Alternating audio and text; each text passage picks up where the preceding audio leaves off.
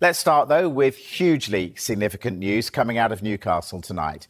We can confirm that Bruno Guimarães has told the club he wants to leave to join Arsenal. Right, let's go to the northeast. Our reporter Keith Downey is there. Keith, all right then, what more can you add to this story?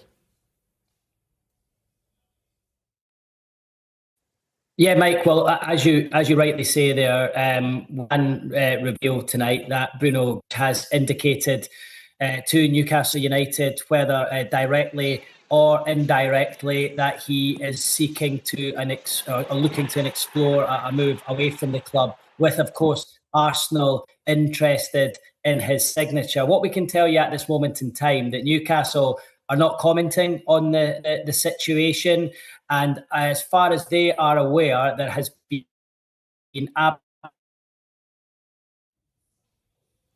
no contact and there has been no offer from Arsenal to the club. So no contact from them whatsoever. But Bruno Guimarães, whether that is himself or through one of the agents he's got working on his future, has indicated a desire to leave Newcastle United. As you can see by the pictures, this is a player who is, led the club to the Carabao Cup success, twice to the Champions League, and it's a real dark Newcastle United fan base. So this is a huge blow to the Newcastle fans. He's got 2 years left in his contract, Mike, with the option of a third one. But as far as I understand, Newcastle have got absolutely no interest in selling him this window. Their stance has always been the same, that he is not for sale. And the numbers that have been mooted in reports, circa £60 million, are far from Newcastle's valuation of the player anyway. So look, bad news for the Newcastle United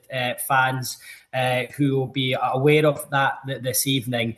But Bruno Guimarães, their club captain, has indicated to Newcastle a desire to seek a move away from the club to Arsenal. But as it stands, Newcastle, interestingly, and what makes this story so crazy, Newcastle have not had any contact from Arsenal yet and are making no comment whatsoever on the situation.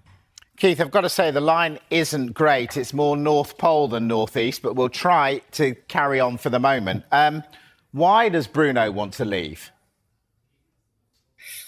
Look, Mike, I think you look at some of the other Newcastle players who've left in recent times. Just last week, Sandro Tonali's joined Tottenham Hotspur for £100 million. Will be doubling his salary at the same time. Anthony Gordon has done similar with his move to Barcelona recently. And we saw, of course, what happened with Alexander Isak and that protracted move to Liverpool last year. So I think Bruno Guimarães, without putting words in his mouth, is probably sitting thinking, well, sort of, when's it my turn to go and double my wages and give myself an opportunity to win league titles year after year? Of course, I'm saying that in the case of Gordon and Isak, probably not so much Tonali joining Tottenham. But he's 28, he'll be 29 in November. He's, in his peak years right now. And I think all these players, when they join Newcastle hoping that they would win trophies, they would win the Premier League. And of course, they've not done that year on year. It's probably not been quite the rise that they thought it would have. It's gone a little bit slower than they thought they would. So I think they still do see most of them as a stepping stone for a player joining Newcastle United. And I think for Bruno, it's a chance for a last payday. It's a chance to join a club who wins trophies regularly. But the problem is here, Arsenal, if they do really want to sign him, they need to come to the table and make an offer to Newcastle, and they haven't done that yet. And that's what makes this whole transfer so unbelievable, really. And it feels like it's all being led by, or driven, should I say, by agents and intermediaries, because Newcastle have not had direct contact from Arsenal, but yet there has been talks between intermediaries trying to sanction a deal. So, Keith, as you said, Gordon's gone. Tonali's gone, but for Newcastle fans, if Guimarães goes, is that going to hurt the most? Is that going to cut the deepest?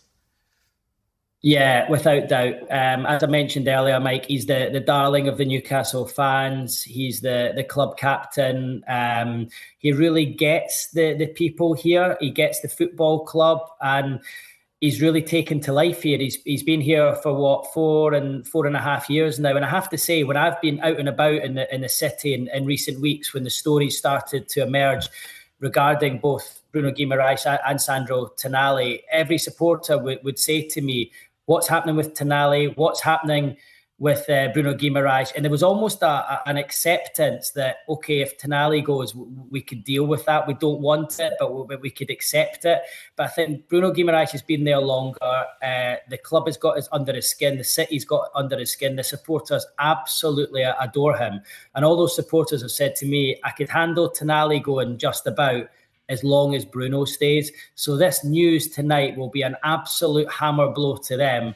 Their idol, their darling, the one that they love, their leader has expressed a desire to move from the football club. And look, it'll be giving them sort of nightmares thinking back to what happened last summer with Alexander Isak.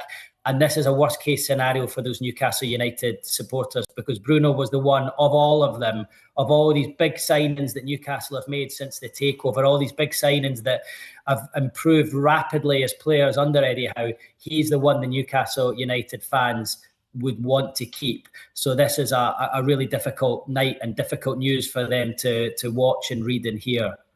Yeah, I bet it is. All right, let's try and alleviate a little bit of that pain. There's news of a new signing coming. What can you tell us? Yeah, so Sean Stewart, Ajax midfielder, or was an Ajax midfielder. Newcastle clinched the deal with him yesterday with the Dutch club. We can see him pictured there at the training ground this morning. That was him halfway through his Newcastle United medical.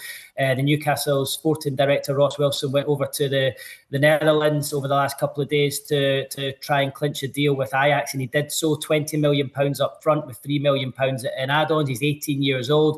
But I think that just shows exactly where Newcastle are right now with their project. They're trying to bring in young players with a high ceiling, players that they can improve on the training ground. And while I think Stewart might not go right into the starting 11 straight away, he will be expected to compete with the likes of Bruno Guimarães if he's still there, and Joe Linton.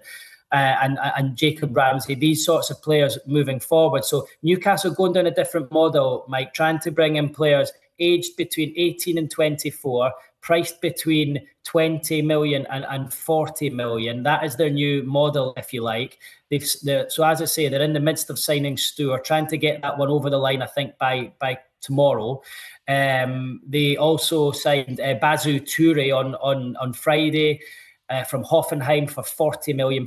He's a winger, 21-year-old. They're not household names, but that's kind of what Newcastle United are trying to do. I was told by one club source earlier today they're trying to make themselves, or trying to follow the suit of Borussia Dortmund at the moment. That's kind of what they're trying to do, trying to bring in young players, improve them, but still challenge for titles at the top of the table. So as I say, Toure in the door, Stewart very close to being in the door, but I have to say that the news tonight that Bruno Guimarães has sort of given his intention that he's looking to move away from the club almost puts all that good news that we've heard over the last few days or so back onto the back burner again, because this Bruno Guimarães news will be the thing that's concerning these Newcastle United supporters more than anything else.